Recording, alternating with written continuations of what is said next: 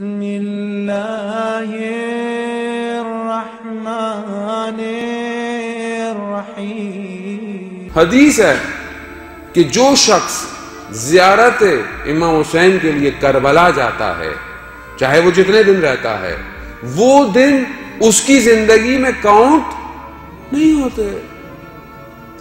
خوب مولانا صاحب کیسی باتیں کر دی، ابھی فزکس کا بچہ بیٹھا ہوگا، وہ بولے گا مولانا صاحب یہ کیسے ہو سکتا ہے؟ فزکس تو کہتی ہے انسان جو ہے وہ ڈائمنشنز رکھتا ہے، یعنی مکان رکھتا ہے، باڈی رکھتا ہے، ماس رکھتا ہے، اس کو اسپیس چاہیے، یعنی اس کو جگہ چاہیے، اور جب جگہ چاہیے تو ٹائم کراس ہوتا ہے۔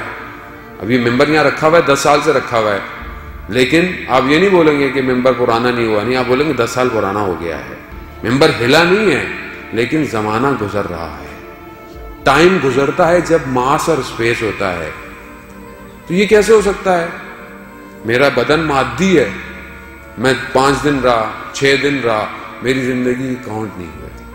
یہی تو معجزہ ہے حسین کا کہ وہ میرے جیسے مادی شخص کو لا مکان لا زمان کر دیتا ہے۔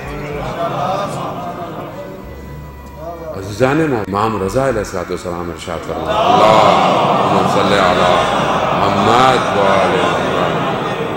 امام فرماتے ہیں کہ جو کربلا میں جس نے شط الفرات پہ امام کی زیارت کی، گویا اس نے عرش میں خدا کی زیارت کی۔ عرفاء بیان نہیں کر پاتے اس بات کو کہ خدا کی زیارت کے معنی کیا ہے۔